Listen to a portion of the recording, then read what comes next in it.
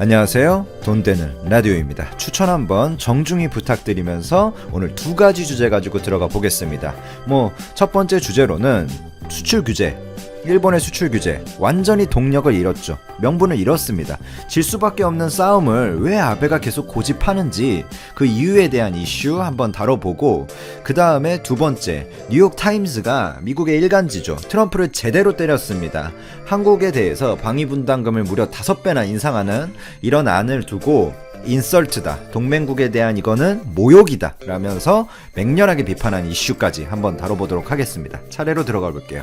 첫 번째 이슈부터 가보면 7월 일본이 비상식적인 수출 규제를 시행한 후에 지소미아가 종료될 뻔했다가 조건부로 연장되었죠. 또한 이 WTO 제소에 대한 조건부 일시 정지가 있었습니다. 이 조건부라는 부분은 우리나라가 물론 강조하는 것도 있지만 일본도 인정한 부분입니다. 이번 일본의 공식적인 발표 내용을 살펴보면 지소미아 조건부 연장은 환영하는 내용이 맞습니다. 하지만 수출 규제와는 전혀 상관이 없다라고 선을 긋고 있어요. 지소미아 연장과 관련해서는 미국의 압박이 절대적이었다는 게 모든 전문가들의 공통된 의견입니다. 미국이 나서는데 한일 모두 이 카드를 가지고 더 이상 한일전에 활용할 수 없다, 이렇게 판단을 한 거죠. 자, 그럼 지소미아는 이번 한일전과 물론 관계가 있는 건 맞습니다만 이번 뭐라고 해야 되죠? 한일 정상회담과 크게 관계가 있진 않아요. 무관하다고 보고 미국의 의도에 따라 연장된 건데 왜 저 말도 안 통하던 고집불통 일본이 대화의 장으로 일단 나왔느냐? 바로 WTO 제소 일시 정지에 따른 것이죠. 물론 WTO 제소도 언제든지 한국이 원하면 재시작할 수 있는 영구 폐기가 아닌 일시 정지일 뿐인 게 맞습니다. 하지만 이 일시 정지라도 일본이 환호하는 것은 WTO GATT 규정상 일본은 이미 안보상의 이유가 아닌 인위적인 수출 규제를 시행하고 있고 90일을 넘기지 않았다 하더라도 해당되는 부분입니다. 즉 일본도 이 제소 과정이 정상적으로 재판이 진행되면 자기네들이 진다는 것을 당연히 알고 있고 압박감을 느낄 수밖에 없는 것이죠. 그래서 이 WTO 제소 취소에 대해서 물론 일시 취소지만 일시 정지 이렇게 해두죠. 일시 정지에 대해서 일본이 긍정적으로 반응을 할 수밖에 없었던 겁니다. 근데 이 WTO 제소 과정이 실제 재판으로까지 넘어가면 적어도 1, 2년의 재판 과정을 거치게 되고, 이것은 한국도 사실 이렇게 장기간 재판을 하는 것은 원하는 바가 아니고 즉시 해결을 원하고요. 일본은 한국이 1, 2년까지 이런 수출 규제 문제를 끌지 않고 싶다, 이런 것을 일본도 알고 있기 때문에 일본도 막 나간다 하면서 계속 밀어붙인 거죠. 사실 일본의 수출 규제 자체는 이미 삼성, SK하이닉스를 비롯한 수많은 국내 중견, 중소기업들의 국산화 및 공급처 다변화를 통해서 이미 상당 부분 극복하고 있는 진행 중인 내용입니다.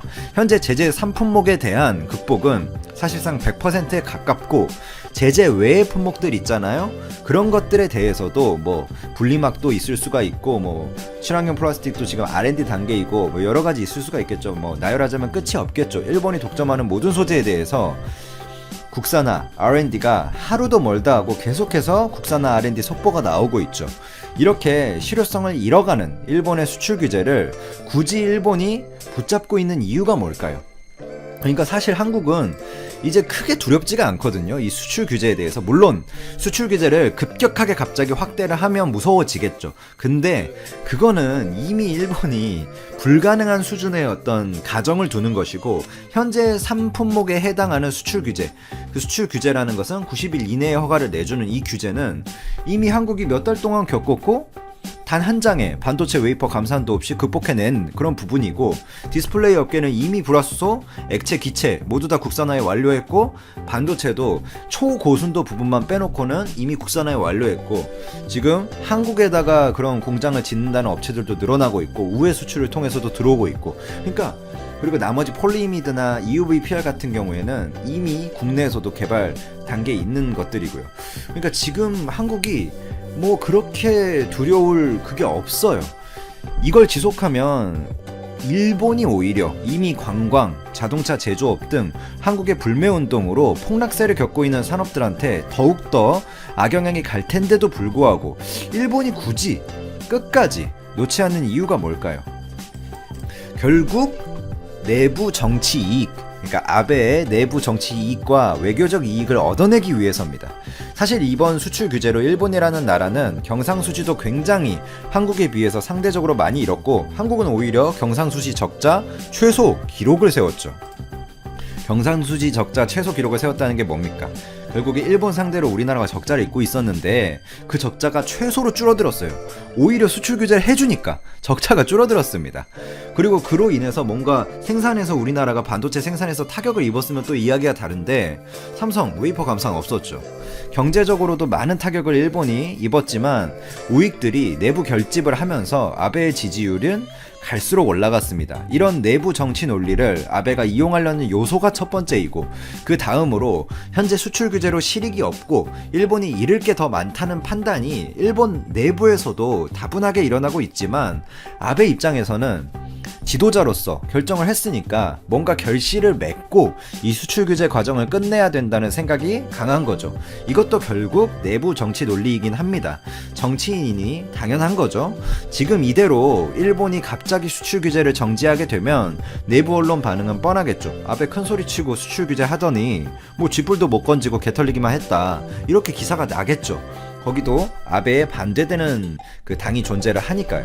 그러니까 이미 실효성을 잃은 수출 규제더라도 외교적 협상을 통해서 뭔가 명분을 얻어내려고 노력을 하고 있는 겁니다. 뭐라도 그 명분, 자기네들이 빠져나올 만한 이 정도의 실익을 우리가 챙겼다, 우리가 위안부 판결에 대해서 우리가 이렇게 했다라는 그게 있어야 된다는 거죠. 아베도 그래야 면이 서는 거죠. 실제로 현재 시각에는 한일 정상회담에 대한 이야기가 나오고 있고, 수출 규제를 철회하기 위한 토대를 마련했다는 점에서 긍정적인 건 맞습니다. 만약 이것이 예정대로 진행된다면 주요 의제는 당연히 수출 규제 철회권과 강제징용 피해자 소송 문제, 이 두 가지로 정면으로 한일이 부딪힐 겁니다. 징용공을 둘러싼 재판에서의 한국 대법원이 일본 기업에 가한 배상 명령과 죄송합니다. 일본의 한국에 대한 수출 관리 엄격화, 소위 보복성 수출 규제 문제가 정상회담에서 한일이 정면으로 맞붙는 의제가 되는 거죠.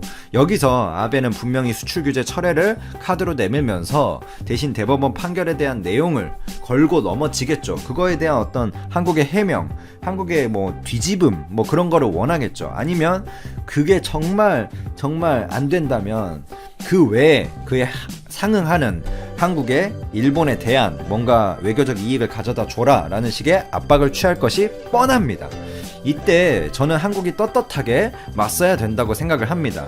이미 WTO도 진행되면 우리나라가 이길 게 뻔하고 절대 숙일 이유가 없습니다. 우리나라가 일시 정지를 해줬을 뿐이지 WTO 제소에서 진 게 아니에요.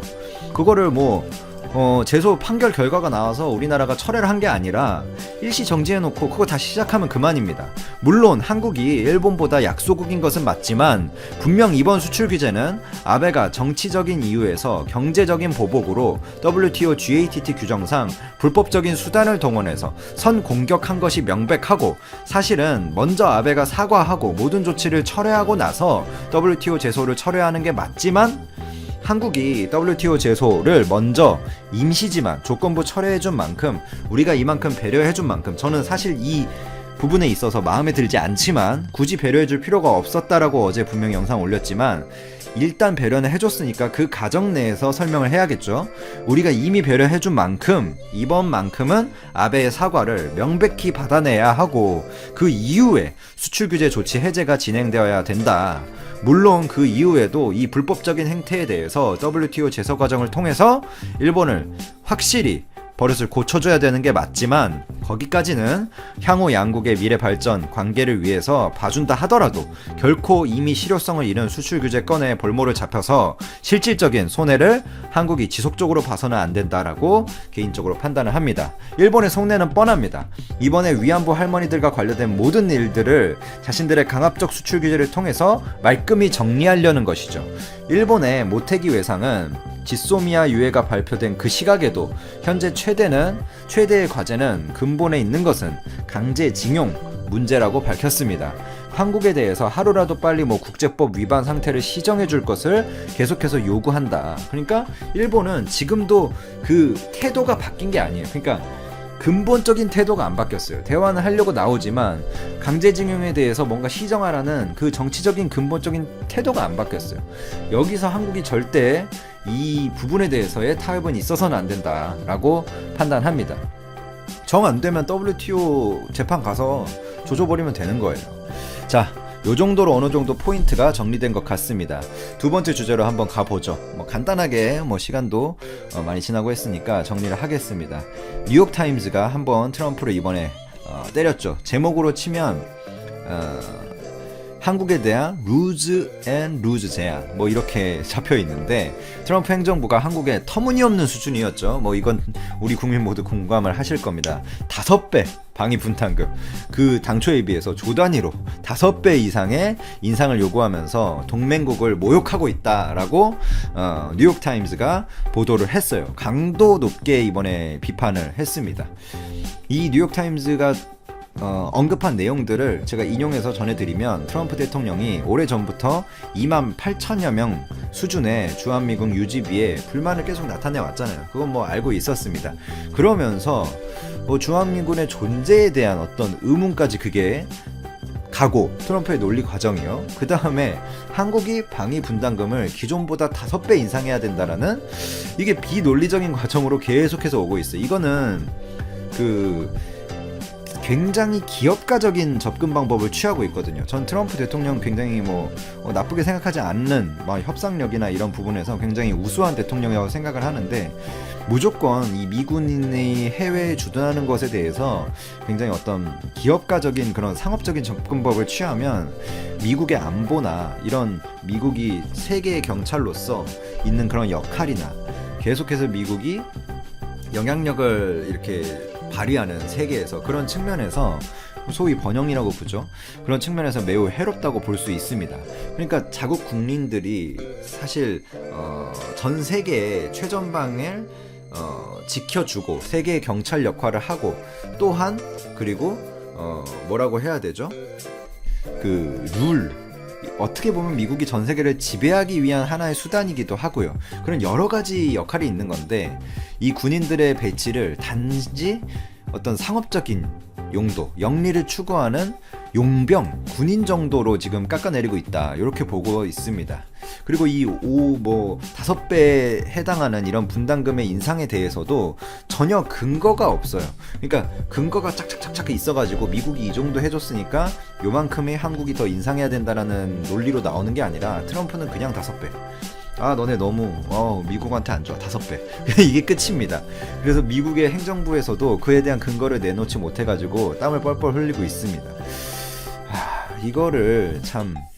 그리고 한국은 물론 제가 한국 국민이어서도 있지만, 주한미군이 지금 미국의 이익과 굉장히 부합하는 면이 있고요. 한국은 한미 동맹에 굉장히 기여를 하려고 하고 있고, 미국의 말에 지금 지소미아 연장도 미국의 말에 굉장히 영향을 받은 거잖아요. 한미 동맹에 크게 기여하고 있고, 지금 이미 상당한 분담금을 조 단위로 내고 있습니다. 그리고 주한미군 규모의 병력을 미국으로 만약에 가져간다 쳐요. 그럼 과연 돈이 덜 들까요? 그 주한미군 용병들을 철수한다고 해가지고 걔네들 바로 자르는 거 아니잖아요. 그럼 미국에서 군사력을 유지하기 위해서 미국에서 이제 운용을 할 텐데, 여러 가지 측면에서 땅값, 물가부터 시작해가지고 여러 가지 측면에서 운용을 할 때 당연히 미국에서 운용할 때 더 큰 비용이 듭니다. 그러니까, 그리고 방위 분담금은 우리가 안 내겠죠. 그러면 거기에 해당하는 어떤 손해를 미국이 다 떠안아야 되고, 그 다음에 주한미군이 한국에 있는 것은 다 이유가 있거든요. 그런 미국의 안보적인 전진 배치, 그런 측면도 분명히 있는 거거든요. 그런 것도 좀 이루지 못하게 되고, 즉 동맹국에 대한 이건 모욕이다. 우리가 신뢰성을 지키기 위해서 노력을 하고 있는데, 물론 어느 정도 인상이 있을 수도 있지만, 뭔가 그저 합리적인 이유가 있다면 5배 이렇게 말도 안 되는 수준의 인상을 갑자기 하는 것은 조금 합리적이지 않다, 이 정도로 정리하겠습니다. 이건 뉴욕타임즈의 의견을 제가 정리해서 그냥 정리를 했다기보다 뭐라고 해야 되죠? 편하게 전해드린 거고요. 이 정도로 마무리하도록 하겠습니다. 감사합니다.